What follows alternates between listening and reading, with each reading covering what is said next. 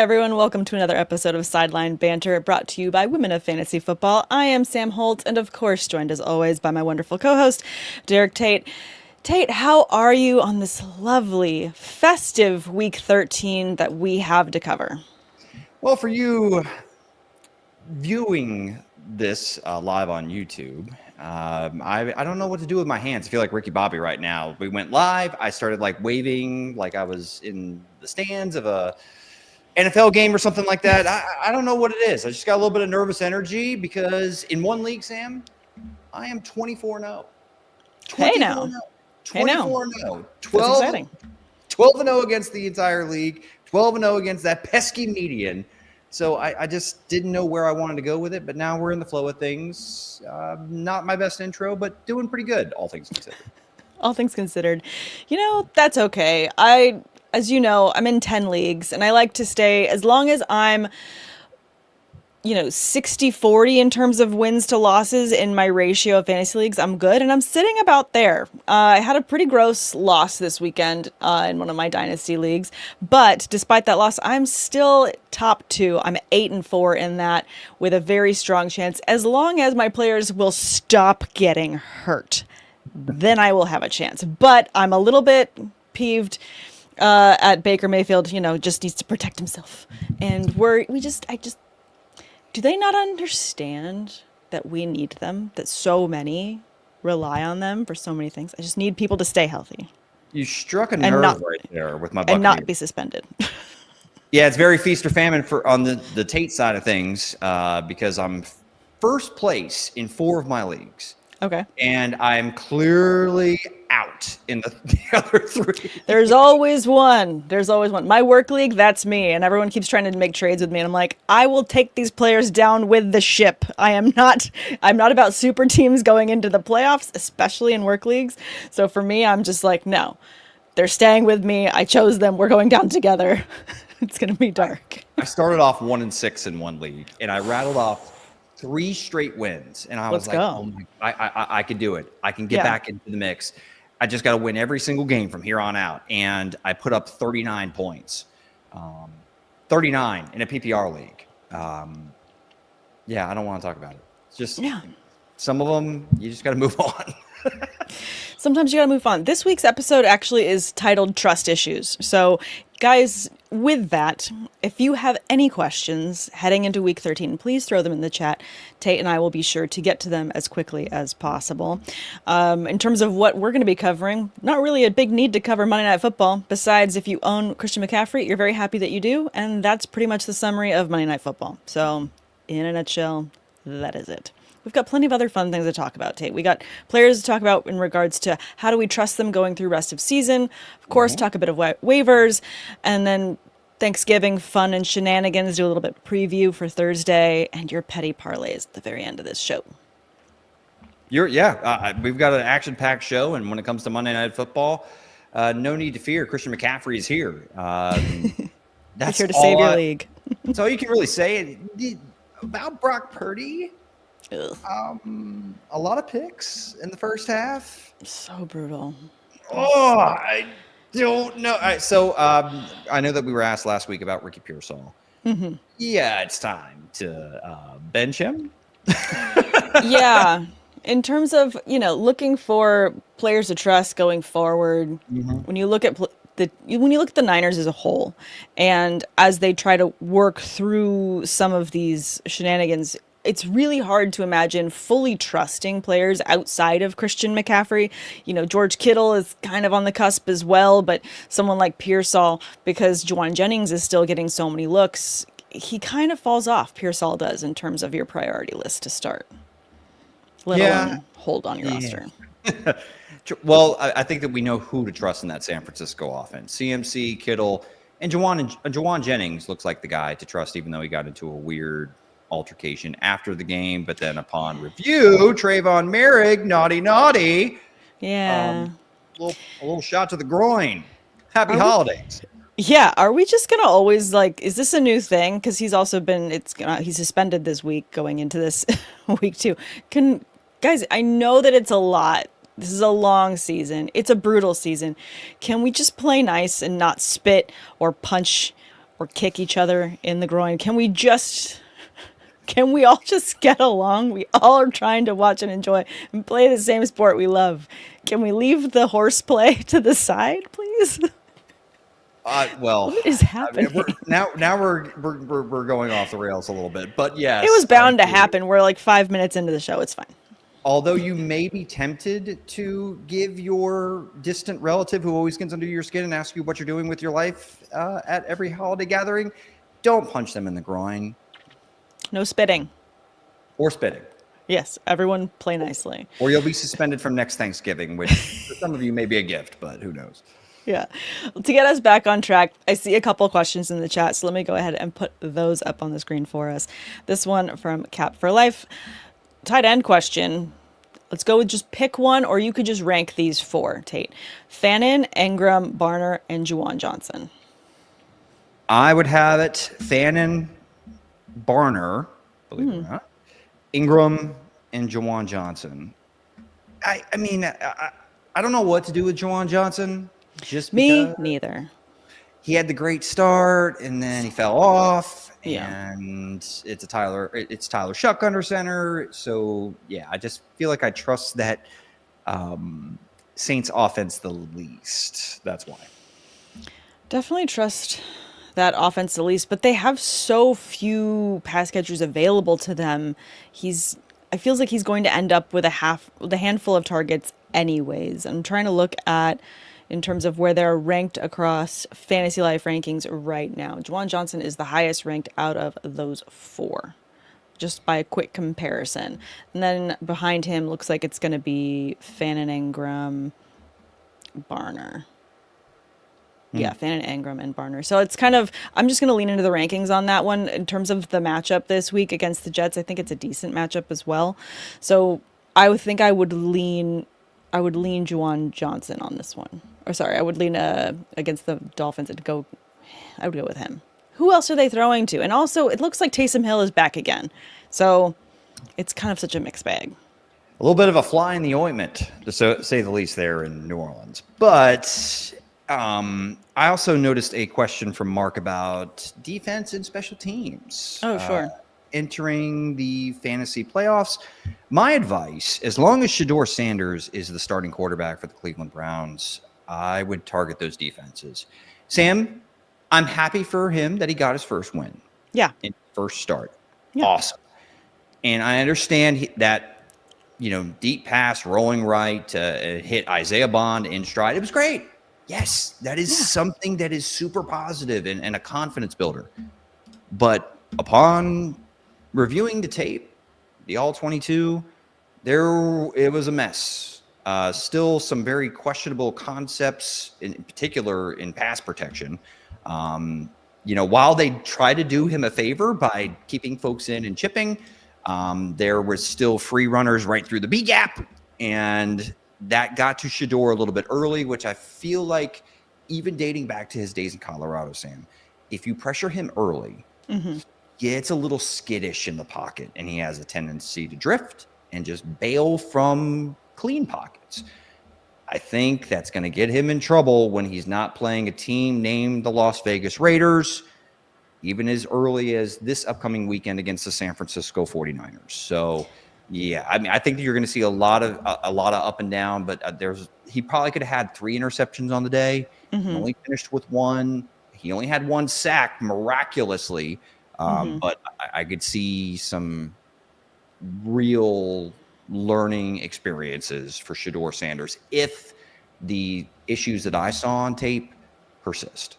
Yeah, and they're facing the Niners this week in Cleveland, I believe. And that's also going to be an interesting one because I'm pretty sure the weather is supposed to be not that friendly. So probably going to be a good one where they're going to have to slow him down. We talked about Shedeur a little bit last week in terms of what we were going to expect. And I feel like it was exactly what we called it in terms of there was going to be some plays where he looked, like the spark that they needed. And there were going to be other moments where he struggled. And I think that that's just going to be the mixed bag you're going to get with him rest of season in terms of what to expect. This isn't necessarily, I'm looking at it as like, oh, we finally have A, B, C available to us because, he's bringing so much life to the Browns offense. That's not exactly the case. He is going to continue to facilitate. He's going to continue to learn. And that's about it. Yeah, and that's why I have, going back to the tight end question, I have faith in Fannin because it felt like the only thing that he felt comfortable doing was really checking, like either throwing bombs or checking it down. And, Fannin, for what it's worth, is a very, very good check down and rack threat at the tight end position. And he has been all season, despite how bad the Cleveland passing offense has been in 2025. Yeah. All right. Let's get to a couple more questions, and then we will get to some of these trust issues because I think that's going to play a lot into some of these questions. All right. This one from Mark. Quick quarterback question. Dak or Burrow? This is going to be a week that we're expecting to see Burrow back. Everything is shaping up nicely for him. Is this one where you look at it and you say, okay, Joe Burrow's back. They wouldn't bring him back unless he felt 100% right because the Bengals know what he has as an investment. Plus, he has his Jamar Chase to throw to? Or is this something where this is Thanksgiving, Dak is going to want to show up and show out against the Chiefs? I am just going to lead on caution here because we saw with Brock Purdy earlier this year that you can re-aggravate a toe injury. And Sam, we don't know that Burrow is 100% healthy yet. Now, if he gets back in there and he looks spry and isn't ailing, sure, then you can feel like you can trust him moving forward. But in the first game back, with how well Dak is playing this year as a whole, even in a tough matchup for the Cowboys and a Kansas City defense that did a good job against the Colts, I'm still going to go with the safer option with Dak Prescott. I think that's fair. I do also feel like this is a game that it has the potential for a shootout. This has a lot of potential for these two quarterbacks to really sling it across the field. Plus, both pass catchers for the Cowboys have been extremely effective. George Pickens has been incredibly effective, especially his last couple of weeks.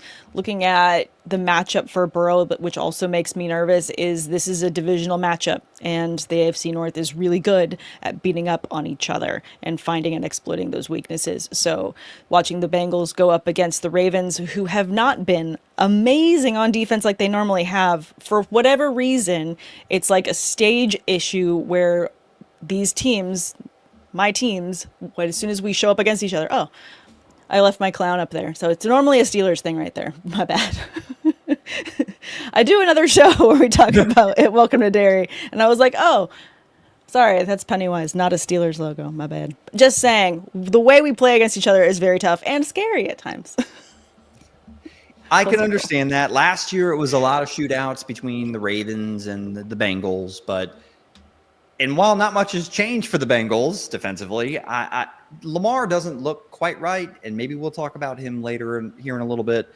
But I kind of think that the Ravens are not built for shootouts right now. For whatever reason, maybe it gets fixed against the Bengals defense, which seems to be what cures all ailing offenses in 2025. But I would rather, and that's why I'm going with Dak Prescott, just because, again, I want to play the safer option. And how much are you really getting with Burrow in his first game back without T. Higgins, as opposed to Dak Prescott, where that offense certainly has shown flashes of being very dynamic through the air. Yeah, I think that's fair. Let's go ahead and jump into some of these trust issues then. I want to talk about some of these quarterbacks.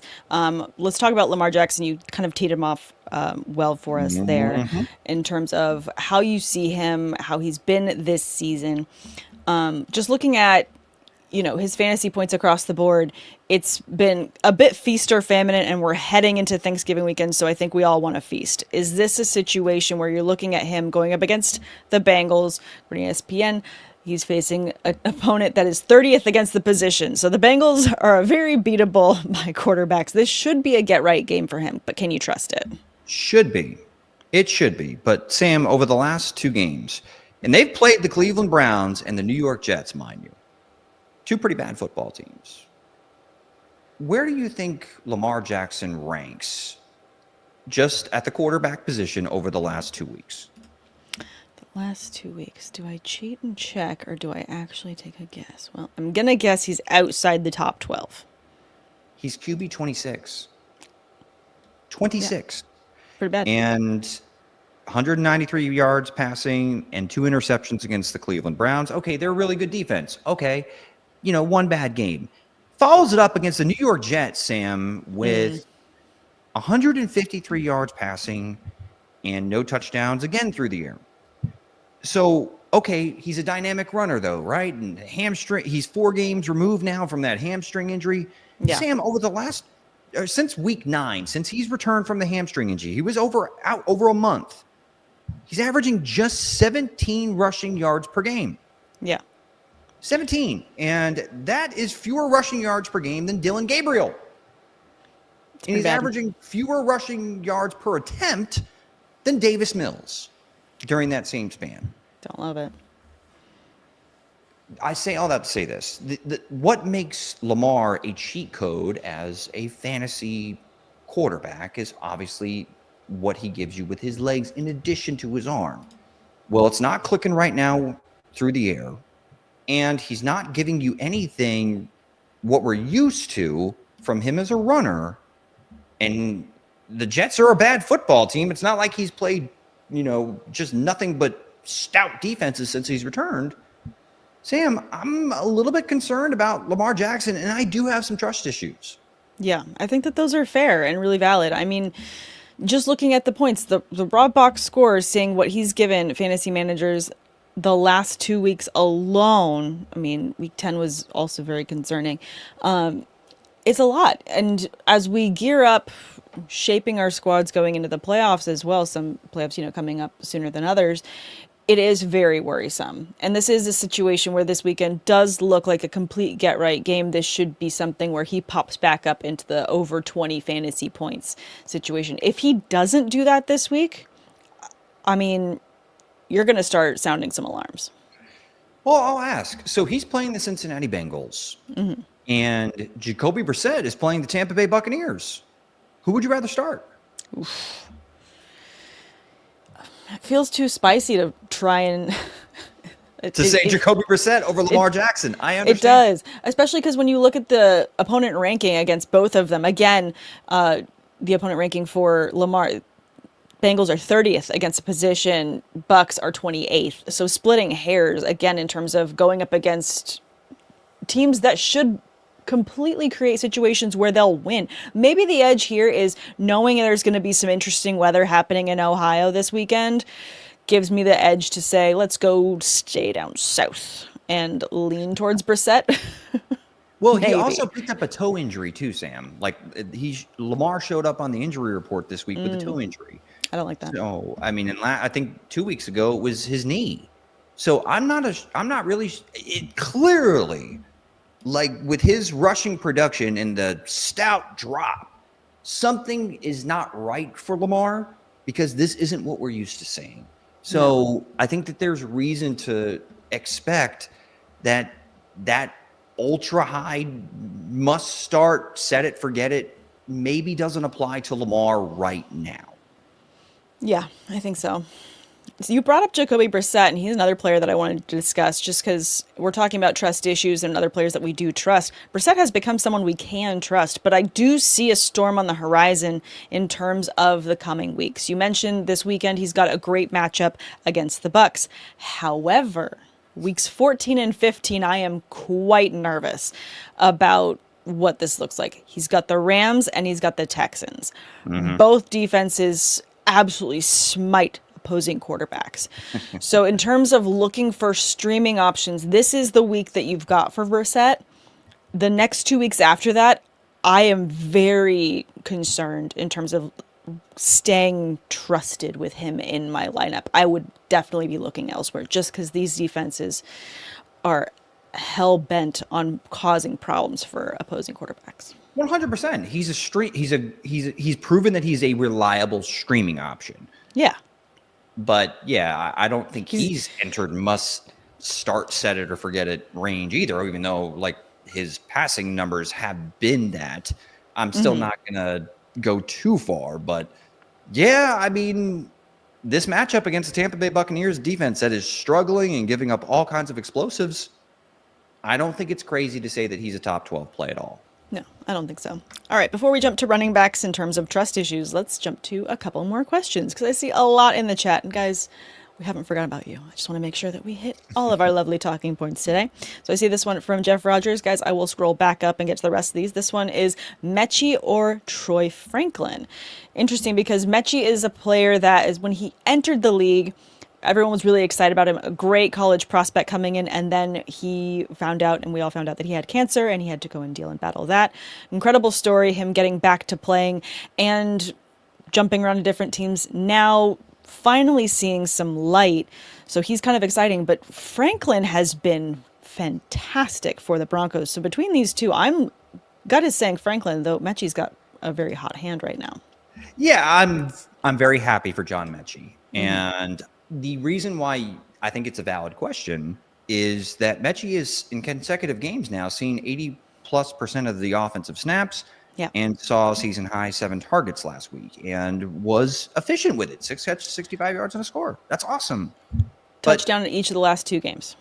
Right, but I'm still not trusting the Jets. Yeah, that's the part. Fair point in terms of trust issues. Jets. They are facing the Falcons, and yes, that is lovely. But when you look at the Broncos, and again, just picking between him and Troy Franklin, again, I feel like I'm still leaning Broncos. Commanders are 30th against the position, so little bit of love goes really there. Again, you're looking at consistency here. Though happy that you got Mechie because I'm guessing if this is a question, this is your flex question for the week. Right, and the matchup against the Washington Commanders defense, I think, is a very appetizing one from a fantasy lens for Troy Franklin.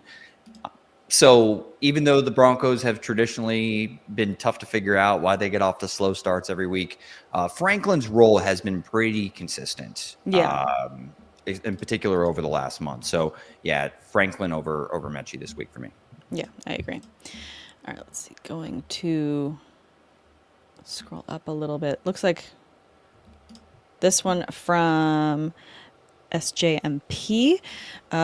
First, they said, now the guy that dropped him is trying to say he wanted to put him up on air. Okay, I'm trying to get caught up on this. It's a very long question. Got it. Yes. They're 12-0 with Chase, JT, Kyron, JSN, now Burrow. I made 2 trades this year, Bucky for JT in the preseason and ETN for JSN in week 4. And I'm cruise control, already secured the bye. This isn't a question. This is just a very good roster flex. Congratulations to you. I was going to say that, thank you for flexing in the comment section. I'm very happy for you. Well done. Yes. Let's do this one from Cap for Life. Higgins, Houston, or Mooney? Give me Darnell Mooney. Assuming that Drake London does not play this week. If London plays, then I'll go with Higgins. But if no London, give me Mooney. Well, also, isn't Higgins is out this week? He's been ruled out for this week, given his injury that has crept up. So he's immediately out for me as well. I agree with you on Mooney, though. If London's out again, I think he's a good start. Well, I think that Higgins Houston meant Jaden Higgins. Oh, not T. Higgins. There you go. So, that's what I meant with Nico Collins. There you go. That makes sense. Excuse me. Drake London. Sorry, I'm getting confused. But no, Jaden Higgins. I'd fade him for Mooney this week. Fair. All right, let's get back to some trust issues. I want to talk about running backs here. Got to talk about Bijan Robinson, not just because I'm biased and I have him in a dynasty league and I'm needing him to do more, but we got to talk about it. Trust issues in that week 11, he had 2 rushing touchdowns. Week 7, he had a receiving touchdown.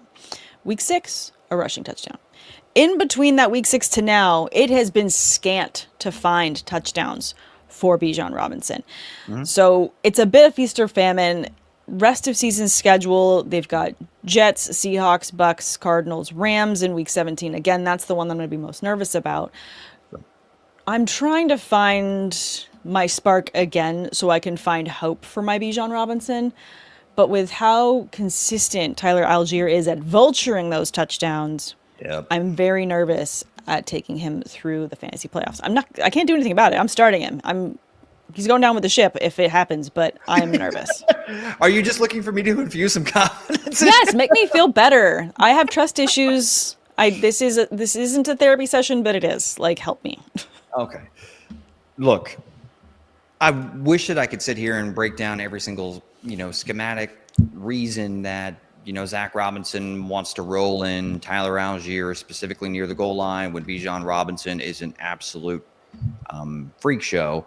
But right now they're pretty content and deliberately giving Algier a role. And it feels like it's going to cap his ceiling. But Sam, I mean, Bijan Robinson still has the upside to have like those Jahmyr Gibbs type performances that we saw on Sunday. Like, he still has an RB1 overall ceiling every single time he steps on the football field, legitimately. So if you're thinking about trading Bijan Robinson, maybe sure you go get another, star that has the goal line role on lock. But Bijan, you're never going to find a reason not to have him in your starting lineup. I think you should start him with confidence. It's just going to be a little bit frustrating when he finishes as the running back 9 with no touchdowns, and Tyler Algier has 2 rushing touchdowns, which then would have elevated Robinson to the running back 2 on the week. That's going to be frustrating. Yeah. I mean, it is what it is. It's just a really frustrating, I think, this season that it seems like everything has shifted so much more to lean to almost making this a mixed backfield, but it doesn't deserve to be that way.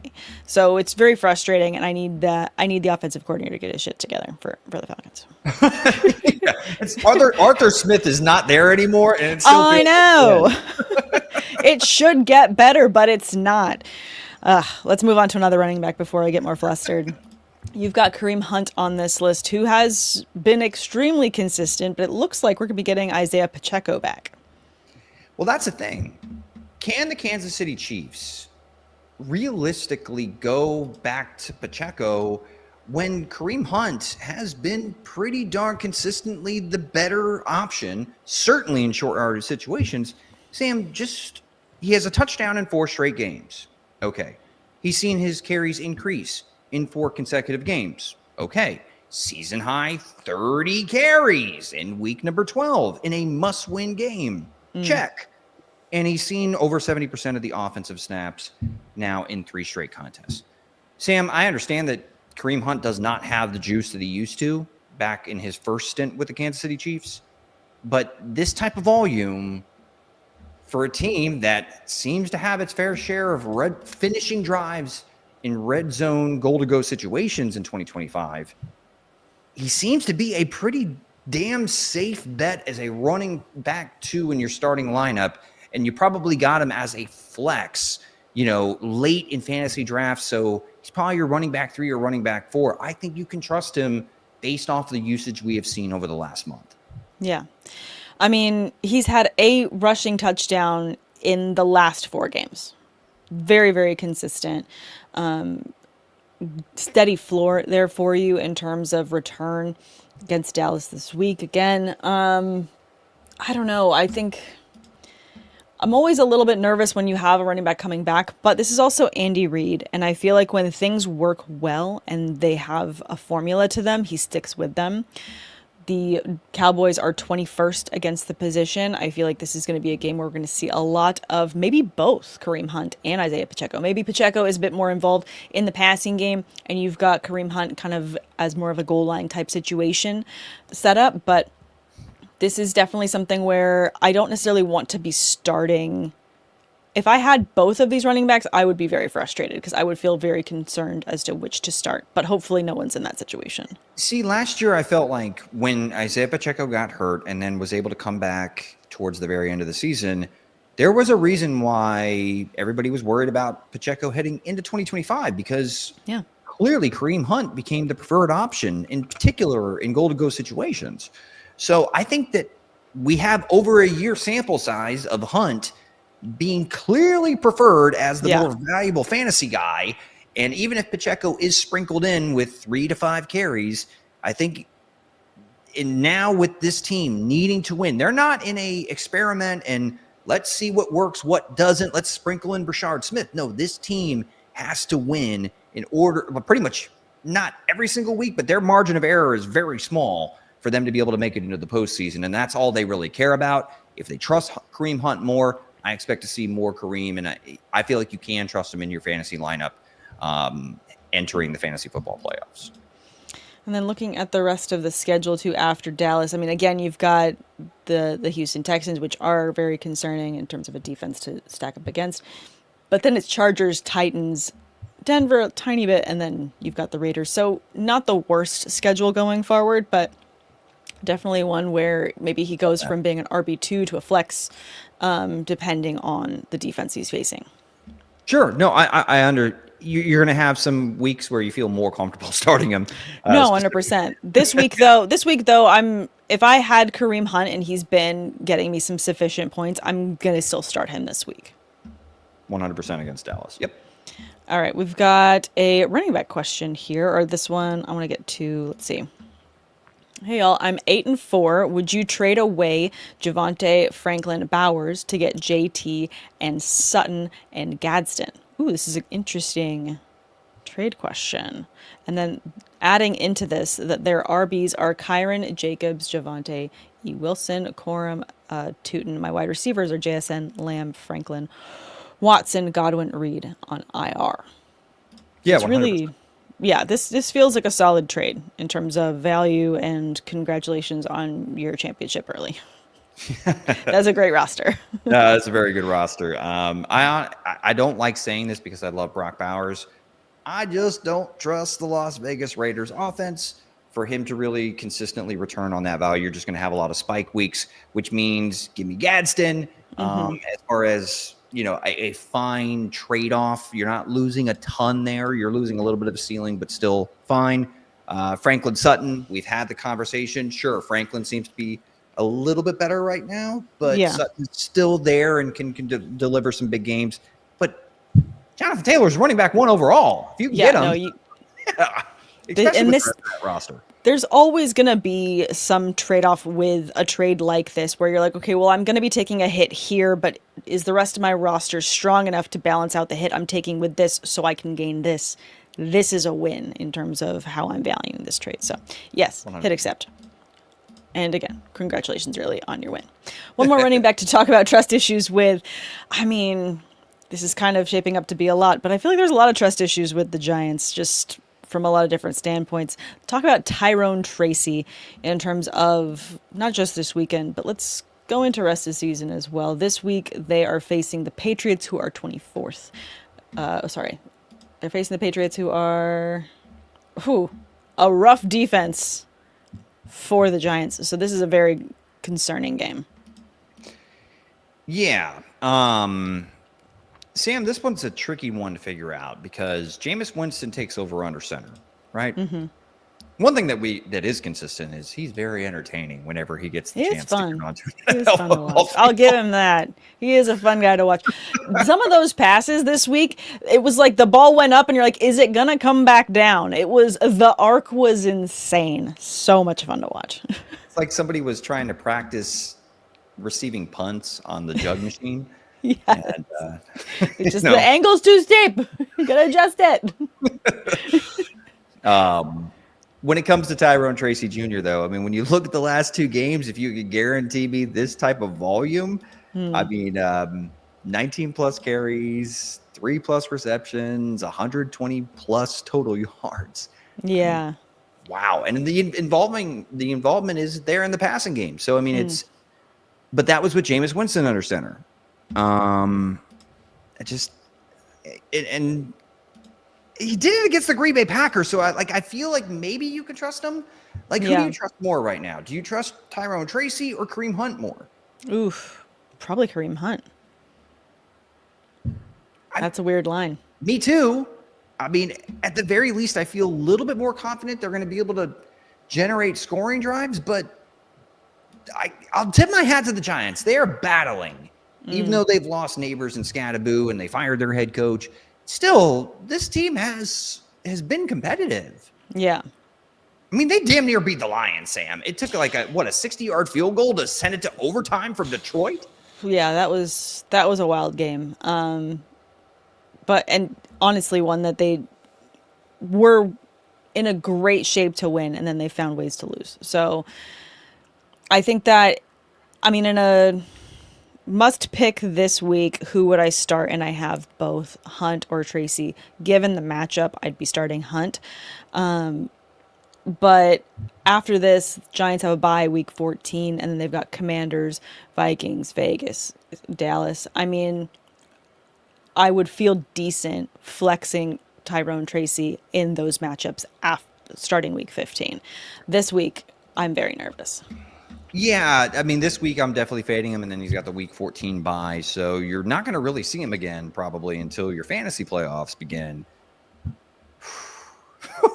I bet you we're going to get a bunch of questions about week 15. Seriously. All right, let's move on to some wide receivers to discuss in terms of who we're trusting. And I want to start this off positive because I've been very negative talking about some of these running backs. A positive trust. Jaxon Smith-Njigba is top wide receiver in everything, in every category, in terms of how you're seeing him.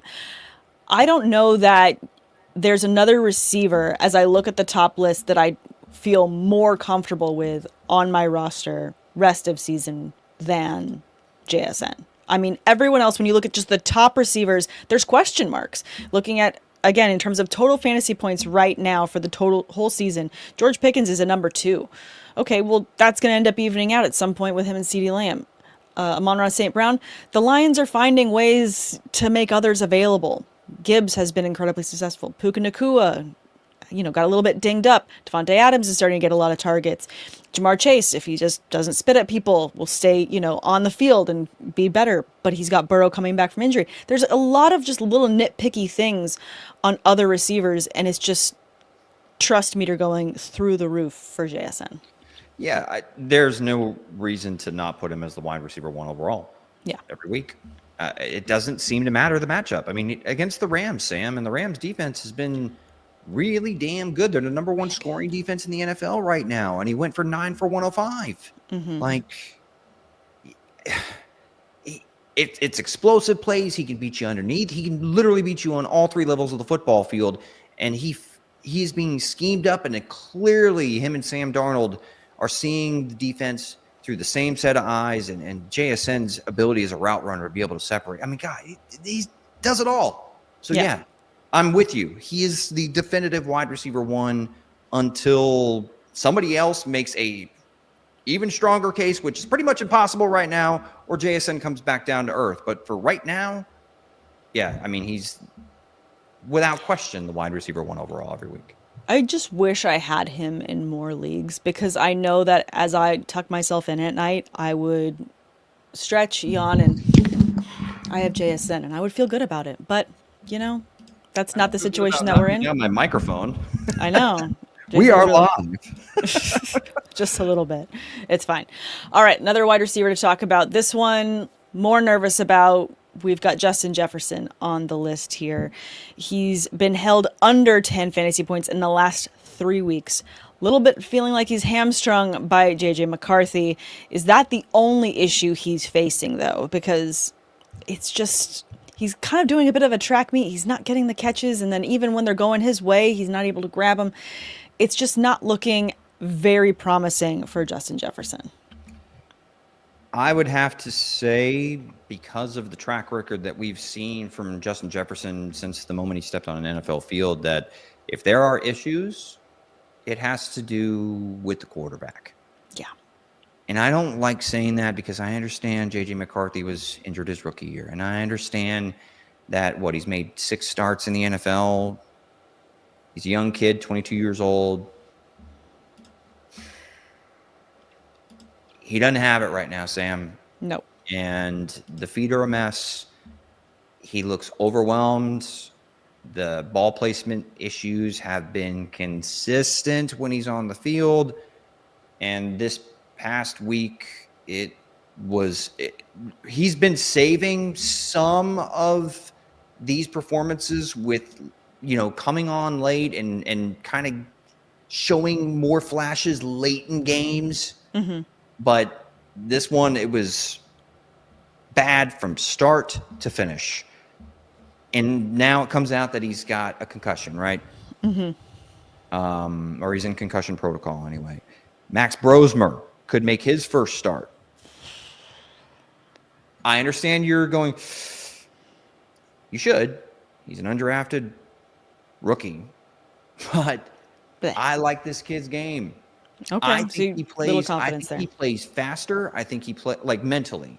He seems to his mechanics seem to be more consistent, at least from what I saw in the preseason. I know it's preseason, but I think that Kevin O'Connell and Kyle Shanahan, offensive minds like that, generally like quarterbacks who can consistently play on time and within the confines of the scheme. Yeah. I'm very cautiously optimistic that Brosmer can do this. Unfortunately, he plays Seattle. Not the most ideal first matchup for an undrafted rookie making his first start in the NFL. But I still trust that Justin Jefferson, from here on out, will be a top 10 fantasy wide receiver through the rest of the season. Top 10? Yes, Oof. I do. Okay. The targets have still been there for the most part. I know he only had 6 this past week. It was a disaster for the entire Minnesota offense against Green Bay. But before that, 9, 12, 9, 11, 10, 11, 11. And what could be the best friend for a rookie quarterback making his first start? Throw the ball to Justin Jefferson. So fair. I mean, I want to have hope. I'm with you in terms of trying to see the upside here in terms of a fresh start, because it does feel like Justin Jefferson does well with a fresh pair of hands. Like in terms of when McCarthy got out there first round, okay, making him look really good. McCarthy's adjusting to having these defenses come at him, and I definitely feel like I'm seeing a lot of deer in headlights moments for him. It's just very concerning that looking at week 13 rankings, consensus rankings on Fantasy Life, Justin Jefferson is sitting at wide receiver 21 for the week. I get it. Look, you have every right to be concerned. Every right to be concerned. It's more so I'm placing faith in the talent. I'm placing faith in the play caller with a rookie quarterback under center, a real rookie quarterback under center, not JJ McCarthy, who is, had a redshirt rookie, is on his redshirt rookie year, I guess. Real rookie quarterback under center. I think that he's going to do everything he can to scheme up quick throws and get the ball into the hands of the playmakers like Justin Jefferson. And if that clicks, Sam, I kind of got to wonder if they may just let it ride with Max Brosmer for a little bit. Because, like you said, McCarthy hasn't looked right. It looks like his confidence is just shattered. And that's tough for a rookie, or I'm calling him a rookie. It's tough for a young player. Yeah. Once you start questioning yourself at that position in the NFL, it doesn't always go well when you're trying to learn on the job.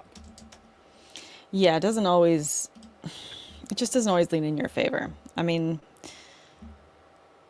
again, I want to be optimistic. I'm just very concerned. This question here from Cap for Life, Jameson Williams or JJ? I mean, Jefferson. Still Jefferson. It is interesting looking at some of the comparisons in terms of, boom bust potential, going to the start sit tool over on fantasylife.com. It is a little bit closer than you'd want it to be, but it is still Justin Jefferson between the two.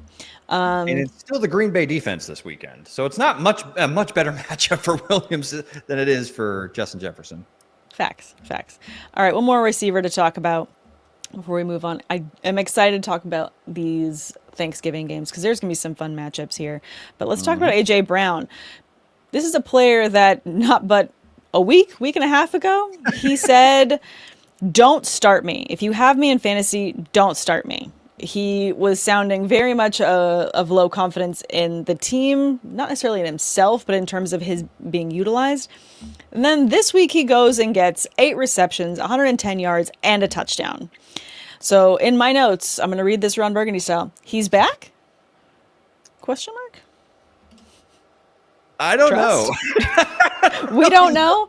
Who knows? That's why when we wanted to, I wanted to bring this one up for public discussion because this is very tough. I have a lot of shares of AJ Brown because I bought low earlier in the year when I was like, it's just a slow start. He'll be all right.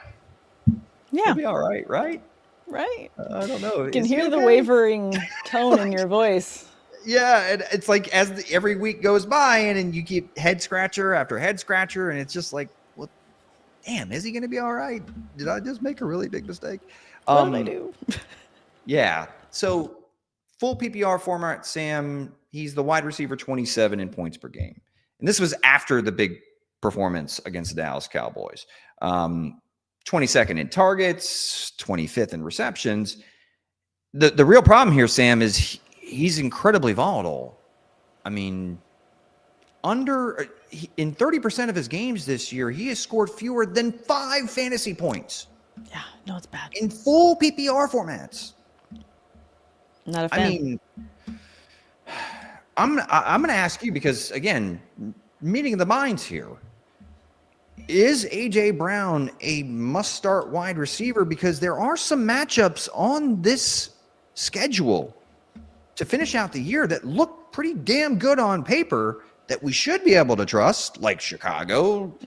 Chargers not so much, but still okay. But then Las Vegas, Washington, and even Buffalo at times has given up some big offensive performances. So, I mean, I say 4 of those 5 games, you should be able to start with him with confidence. But can you put him in your top 15 or even top 20 right now? I mean, again, I think that he's becoming someone that as these teams go to make the true playoff push, you're seeing different things have to click. This is the returning Super Bowl champs, Philadelphia Eagles. They need to get their winners the ball in terms of leaning on those that are available. You've also got Devonta Smith this week dealing with a shoulder chest injury. Did not participate in this Tuesday's walkthrough. So a little bit of question mark there. If he is dinged up, Brown stays near the top of the list. You mentioned already, this is a great matchup. Chicago 26th against the position in terms of how you're ranking that. So you love the matchup. And I think that this just becomes one where you have to say maybe a little extra prayer, maybe pay an Etsy witch to cast a spell. But I do think this is something where you can try to get him into your lineup as your wide receiver 2, your flex potential. I think he stays there. He's someone you have to continue to start just because as these teams push to make the playoffs and they haven't locked in that playoff berth, they have to get him utilized. And I think the squeaky wheel is actually going to be getting the passes this time. Well, I mean, it got the grease last week and even the week before. I'm going to cautiously say that he's still probably a must start as your wide receiver 2, unless you're just loaded with options. But damn, yeah, I'm going to be doing a lot of like cross my fingers, say my prayers, and hope for the best because. Boy, oh boy, this Philadelphia offense has been really tough to trust on a week-to-week basis in 2025. It has been absolutely brutal. All right, we have another question here in the chat that kind of goes in line with trust issues. This one from Christian. Is JT going to be mid for the rest of the season? I actually think this is a valid question because Jonathan Taylor coming off of the game against the Chiefs where he had under 10 fantasy points. He's got Texans this week, another tough defense. But then he's got Jacksonville, Seahawks, Niners, Jacksonville, Texans. Is he going to be mid? I don't think that he's going to be mid. I feel like week 12 is a blip, as well as week 9 being his other game against the Steelers, who decided to play a tough defense that week. I feel like this evens out rest of season. And he's not mid, but he is Jonathan Taylor. The way that this offense is cooking, there's no path where I see if you're saying that mid probably means that he's like what, a running back 2 or something, right? Like, yeah. So I guess mid, you'd qualify him as being outside the top 12. Yeah. I don't see a world where he finishes outside of the top 10 from this point on through the rest of the season. Sure, Houston, tough defense. Maybe, Sam. Maybe there's a little bit of a blip, back-to-back subpar weeks. Seattle, if JSN and Darnold cook in the first half and that defense turns Daniel Jones over, maybe it flips the game script against a tough defense in Seattle. Maybe. But I think he's going to torch Jacksonville, and he's going to torch Jacksonville again. And then the San Francisco 49ers are all kinds of beat up on the defensive side of the ball. Sure, they can look really good against Bryce Young and the Carolina Panthers, but the way this offense has been steamrolling all season long, there's no path where I see Jonathan Taylor being subpar from here on out. I agree. I do feel like, Christian McCaffrey is giving him a run for his money in terms of total fantasy points for the season. McCaffrey has dethroned him and taken the number 1 spot again in total fantasy points. But I do feel like there's so much about this offense, to your point, that works through Jonathan Taylor, with him being successful in order to make other things be successful. And what's been amazing, I think, watching the Colts this season is watching them make adjustments very, very quickly. When things don't work, how quickly this offense and these coaches are finding ways to find solutions. And this is a very hungry Colts team. I definitely feel like this is a very fun and exciting team that's going to continue to keep their foot on the gas as they push towards not only securing that playoff, but securing a high, ranking going into the playoffs as well, so that they can stay seated. I mean, everything's on the table. And again, outside of the very clear and obvious tough matchups, depending on the week, again, going up against Houston this week, 11th against the position, it's going to be tough. It's going to be tough, but I still trust Jonathan Taylor.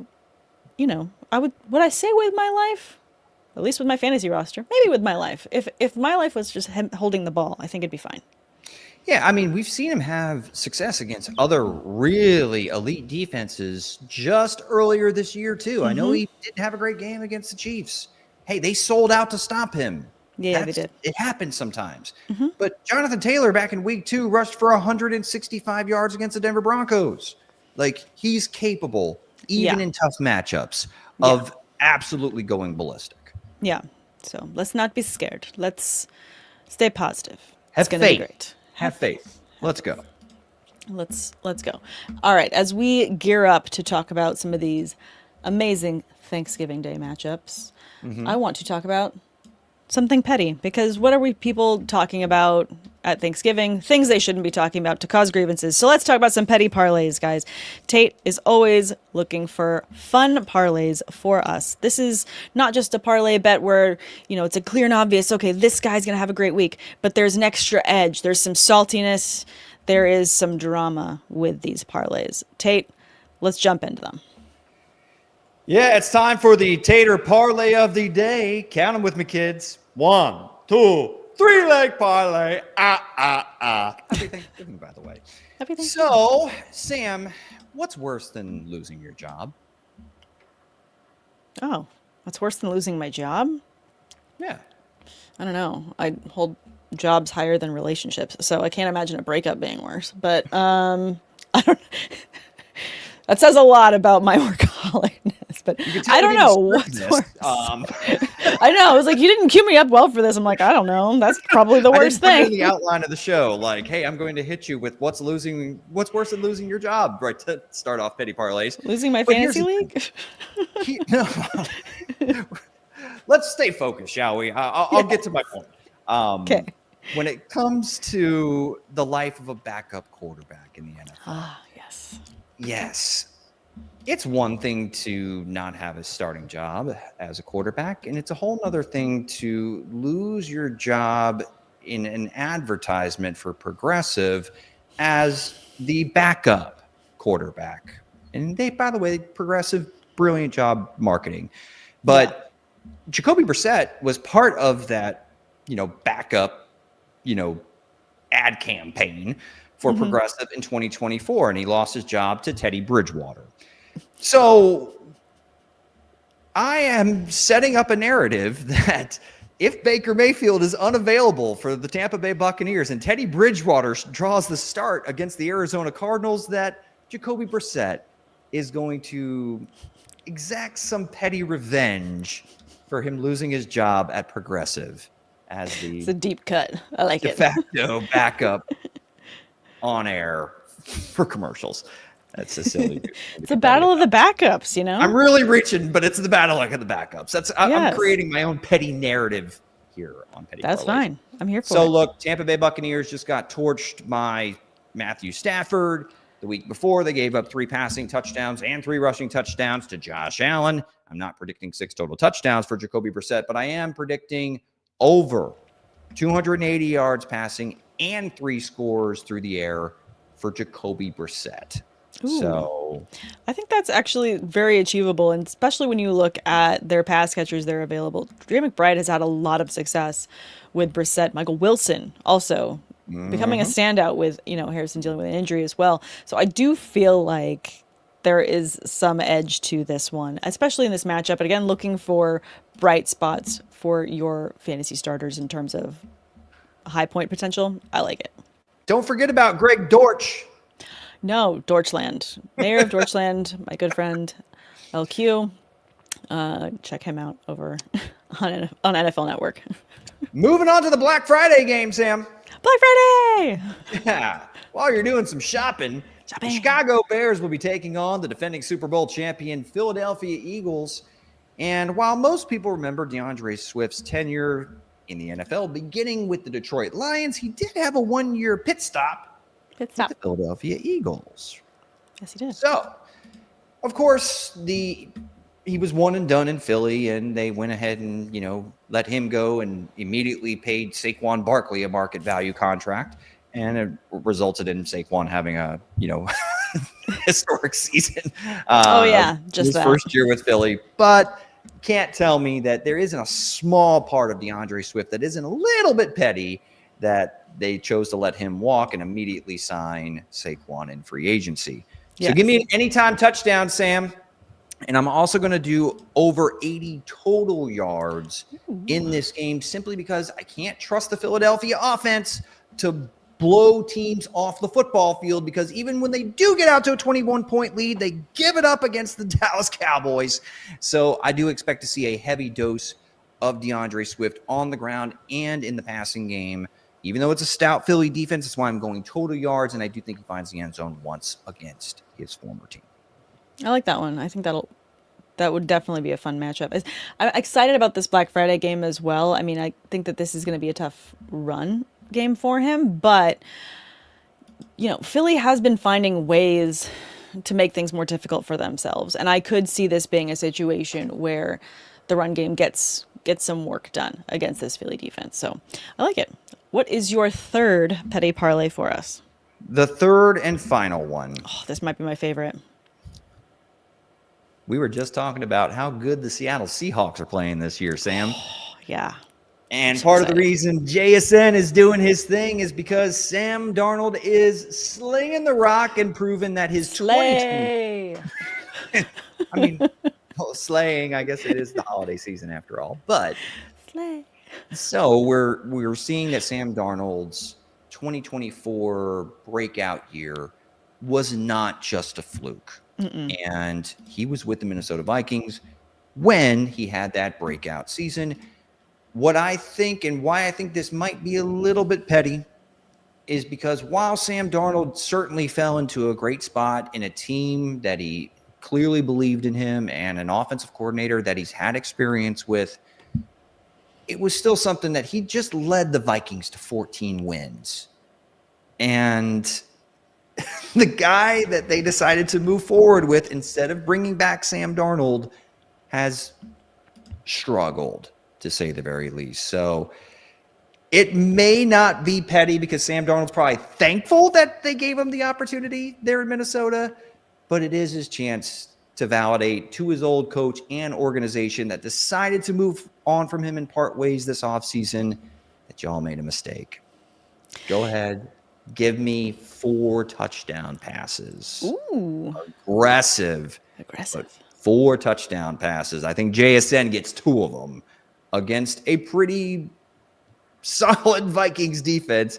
It's still obviously uber aggressive, but if you're uber aggressive against JSN and you don't manage to check him in coverage or have a plan for him, which nobody has figured him out this year, it could be very problematic. So go ahead and give me Sam Darnold 4 touchdown passes against the Minnesota Vikings. That'll do it for this Tater parlay of the day with the 1, 2, 3 leg parlay.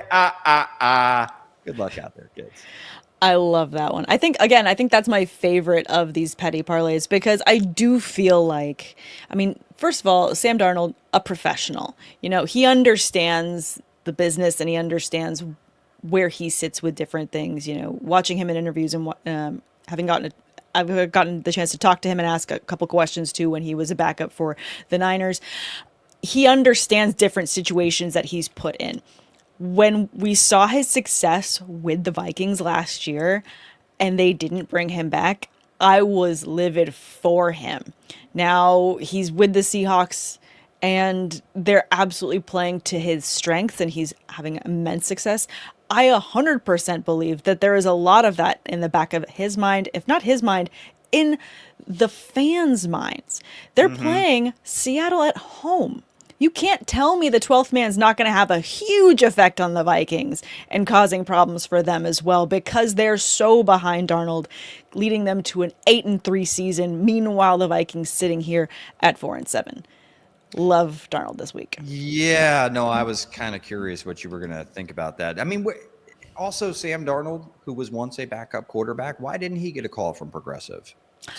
Fair. Well, he didn't get the call because he's having success. He had success with the Vikings and he's having success with the Seahawks. He is more than just a backup. I agree. And I'm super happy for Sam Darnold, by the way. Yes. When did you get to interview him, by the way? I know we got to wrap up here soon, but you got to interview him? So not this past media week, because that was in New Orleans. The one before, where it was Niners Chiefs, and they were in Vegas. I got to interview him down on the field when they were doing the first Monday night game, and he was just standing there, and I was like, "Hey, can I ask you some questions?" He was like, "Yeah, of course." And I was like, "I'm Sam. You're Sam. This is gonna go great." But yeah, no, it was nice because there was no, in that situation, you've got so many reporters trying to ask questions of so many people, and you've got, you know, the big names that are behind podiums deep with other reporters asking questions, and there's other players that are just standing around if they don't have a line right next to them. And he was just someone that didn't have a line, and he was someone that was just hanging out. And I was like, you know what? I feel like Sam's got a lot that he's learned from being the starter to being the backup to now being another backup. And this is the Niners offense is very, very different in terms of the scheme. And we talked a lot about what he enjoyed learning with this coaching staff. And I do feel like him going to then Minnesota with a similar, you know, fast-paced offense that would play to his strengths. And then also now going to the Seahawks, it is an interesting full circle kind of moment. Yeah, I mean, you're just walking up and casually striking up a conversation with the number 3 overall pick in the 2018 NFL draft. That's pretty cool, Sam. My palms were sweating. Like, I wasn't like not freaking out about it, but like, I was like, this is cool. It was also one of those moments where I was like, I'm going to pretend all my anxieties don't exist. I'm going to put them in a box and deal with them later. I'm just going to go and do the thing, have fun. And then as soon as I got to my hotel room later that night, I sat on my bed with my like hotel sandwich and I was just like, what the hell just happened? Oh my God. I could actually interview you more about who you got to interview and all that stuff. I do think we have a couple questions. Yes, let's get to these before we sign off. I wish everyone a very happy Thanksgiving too before I click through these.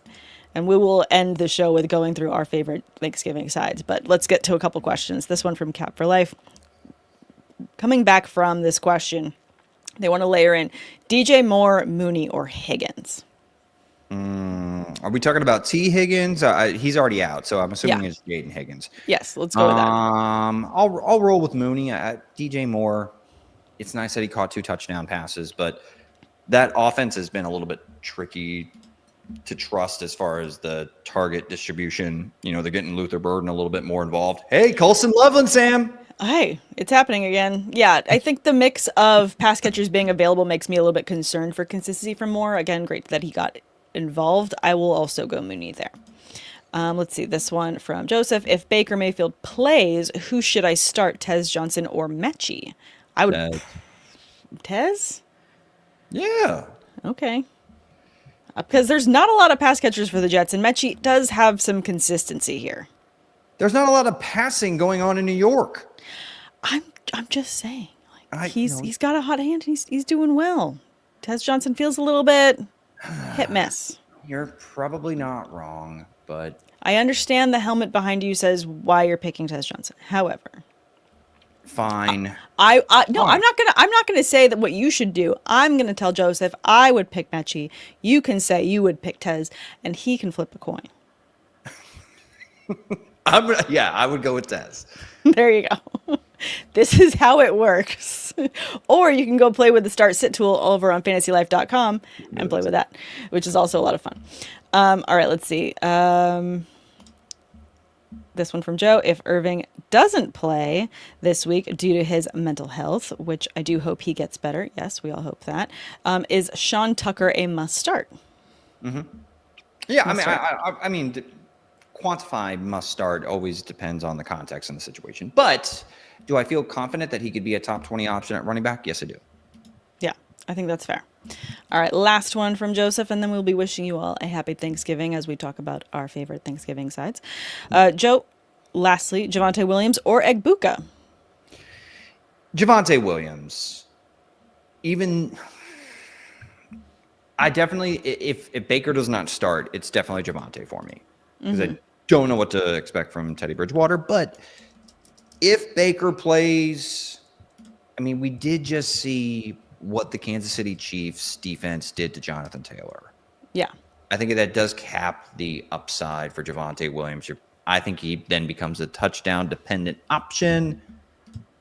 So I'll go Ibuka if Baker plays. If Baker sits, I'll go with Javonte. I think that's fair. I'll agree with you there in terms of that, those two. All right, Tate, what's your favorite Thanksgiving side? Like, what are you most looking forward to on the table? A side? Mm-hmm. It's the bacon mac and cheese.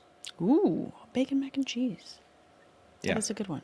To quote the superfans from SNL, just having another heart attack, Ted. I know, it's high in cholesterol, but it's fabulous. It is fabulous. See, I think that I have a very different, not very different, but an interesting take on Thanksgiving because I go to my aunt's house. My aunt and my dad are British. So our Thanksgiving has a lot of British foods thrown in there. And my favorite thing that we have as a side is something called Yorkshire pudding, which is a lovely savory bread. Okay. It's the best way I can describe it. That I like to fill with mashed potato and pour gravy on top of until it's this little bomb of gravy, mashed potato, and some turkey stuffed in. And that is my absolute favorite because it's just this fried dough, savory deliciousness. See, that's fantastic. The things that I love the most about Thanksgiving, outside of course watching football, Fair. One of the traditions in the Tate household, when my parents would always have everybody congregate at the house, and we'd sometimes have like 30 to 50 people, depending on the year and who could make it. Mm-hmm. One of the traditions, Sam, and I know one of the things that we have in common with our Halloween garb is that we both dressed up as William Wallace. Oh, yeah. From Braveheart, yes. So one of the things that happens every year, or at least when everybody gets together for Thanksgiving, is I do the entire Battle of Stirling speech in my Scottish accent at Thanksgiving. So of course you do. I won't do it for y'all here. Maybe it's upon request another time, but just understand that Derek makes an ass out of himself on an annual basis. Happy Thanksgiving, everybody. I love that. Happy Thanksgiving. Wishing you all nothing but wins, luck, and full bellies this Thanksgiving. We will see you next week for week 14. Have a good one and good luck.